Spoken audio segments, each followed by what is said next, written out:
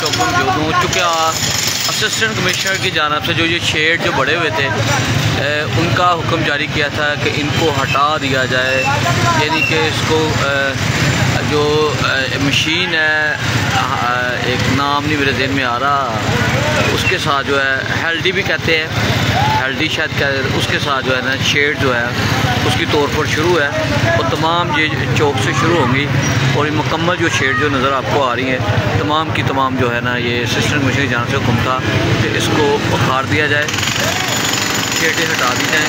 ये जो है हम आपको लाइव बता रहे हैं। तो जिधर इस तरफ भी शायद इस तरफ भी शेडें जो है हटा दी जाएंगी। जहाँ जहाँ जो पोजीशन नज़र आएगी वो देखेंगे। ये इस वक्त मैं किशन चौक की जानिब से, ये किशन चौक है, बिल्कुल इसके स्टार्ट से ये दुकान है। ये सबसे पहले जो है पंजाबी च मैं कहांगा कि साडे दोस्त ने साफी ख्वाजा इमरान उन्होंने शाप जी है वो सामने भी छेड़ थी।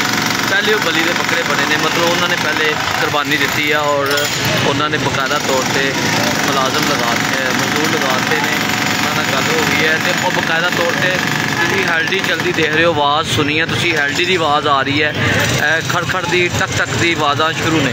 यह तुम दस रहे कि ग्राइंडर चल रही है, कि कुछ चल रहा है। तो यानी कि स्टार्ट दे विच पहले ख्वाजा इमरान की दुकान तो स्टार्ट हो चुका है। यह तुम असी लाइट है मजदूर लगे दे ने, यह हेल्डी चल रही है। और ज़्यादातर सब मुश्किलात है ने कि लोगों ने शीशे जोड़े ने लगाए दे ने, वो डर लगता है कि कितने कोई कंकरीज कोई ऐसी चीज़ लगे कि वो कोई नुकसान ना पहुँचा दे साड़ी जी। जिस तरह गिरी है तुम देखे ही हो, यानी कि कोई शीशे में हो जाए, शीशा टूट सकता है, नुकसान हो सकता है। ठीक है, और हर साइड तो लोग बच रहे हैं, कोशिश कर रहे हैं। मलक साहब ने गोल करते हैं जनाब, ठीक है जी, दस दिता है भी बैठे। यह मशीन इस तरह जा रही है, सतवें नंबर चौक से लाइव का दिखा रहे हैं। ठीक है जी, यानी कि तुम कह सकते हो कि मेरा ख्याल है कि सलूक एक जैसा ही होएगा सारे जी। असी तुम क्वेश्चन दस रहे हैं। ठीक है जी, सब चल रही है। तो मजीद तुम दसने और किस जगह उत्ते जरा ना वर्क हो रहा है वो भी तुम दसने मजीद। मसलन लोग लगे ने, वेखो वेखी भी लगे ने, कोई चस्का ला रहे हैं, कुछ लोग ऐसे भी ने जेडे आते हैं कि दोबारा काम शुरू हो गया तो शायद अभी फ्रंट पर आ जाएंगे, साड़ी बिल्डिंग दोबारा फ्रंट पर आ जाएंगे, दूसरे साइड से भी शायद दोबारा काम शुरू हो जाएगा। तो यह असी तुहानूं लाइव पोजीशन दस रहे हैं। इस टाइम तुम देख सकते हो कि यह शेड जी हटाई जा रही है, यह भी बकायदा तौर पर शॉप की शेड जी हटाई जा रही है। तुहानूं असी लाइव पोजीशन दिखा रहे हैं, यह देख सकते हो। तुहानूं बकायदा तौर पर दस रहे हैं कि हेल्डी ग्राइंडर चीज़ां जिहड़ियां ने उन्होंदा आज़ादाना इस्तेमाल हो रहा है और बकायदा तौर पर लगे ने और मजदूर लगे ने। इस टाइम टाइम हो गया 6:48। तुसीं वेख रहे हो मैसेज वेद पेज तो लाइव असीं तुहानूं दस रहे हैं। यह पोजीशन जी असीं तुहानूं दस रहे हैं। इस टाइम तमाम शेड जिहड़ियां ने वो हटा दित्तियां जाणगियां, मुकम्मल तौर पर जिहड़ियां हटा दित्तियां जाणगियां, मुकम्मल दी मुकम्मल जिहड़ियां ने शेडां हटा दित्तियां ने। तुहानूं जी नज़र आ रही है, यानी कि लगता है कि इसी सब ने ख्याल है, मतलब इस चीज़ नूं कि असी कम करके छड्डना है। और तुसीं वेख सकते हो कि काम शुरू है, जारी है, किते ग्राइंडर चल रही है, किते हल्डी चल रही है, मशीन चल रही है। तो तमाम शेड जो है असीं तुहानूं दस रहे हैं हटा दित्तियां जाणगियां, अखार बशार हो जाएगी। तो असीं तुहानूं लाइव पोजीशन दिखा रहे हैं इस टाइम, यानी लोग लगे ने अपनी मदद।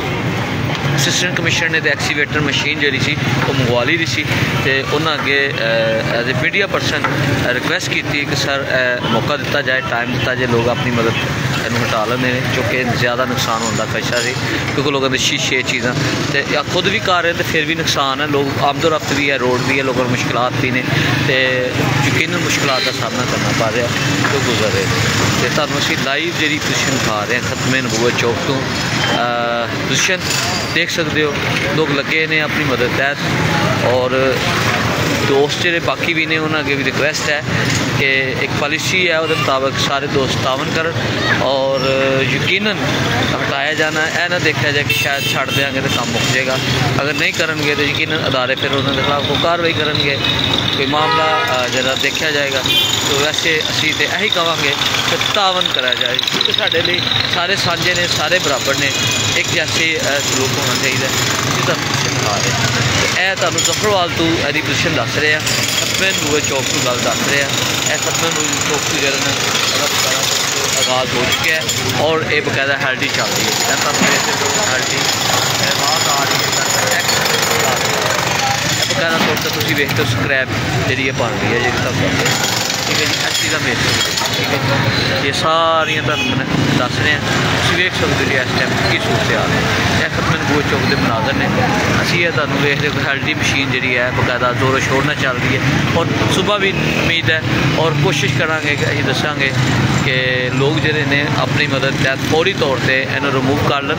अगर ना करेंगे तो यकीन नुकसान होएगा। तो मशीन मज़ीद ज़्यादा आ रही ने जी, लोग आ रहे हैं क्योंकि इन्हों का रोज़गार शुरू हो गया जे हेल्डियां वाले ने भी और इन्होंने मूँह मंगी रकम मंगनिया ने हूँ और इन्हों मूँह मंगिया रकम जड़िया ने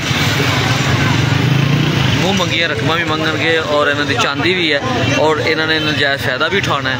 ठीक है, देख सकते जी ठीक है तुम देख सकते यह पोजिशन है जी। तोड़ फोड़ शुरू हो गई है।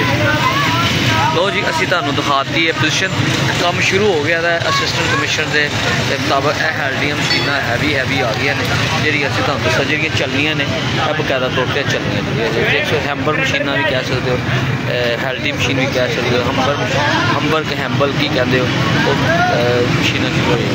ठीक है जी, यह तुम स्क्रैप देखो यह तुम असी लाइव पोजिशन जी है दस दी है पूरे रोड की। अजे सिर्फ 2-3 दुकाना वाले ने अमल शुरू किया है, बाकी दोस्त भी जोड़े ने वो बकायदा तौर पर फौरी तौर पर अमल शुरू कर सकते नहीं तो यकीनन अदारे जोड़े ने हरकत चाहणगे फिर कार्रवाई होएगी।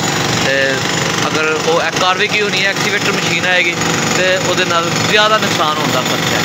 तो फौरी तौर पर सारे दोस्त कहते अमल करें। लो जी बहुत शुक्रिया जी, अल्लाह हाफ़िज़।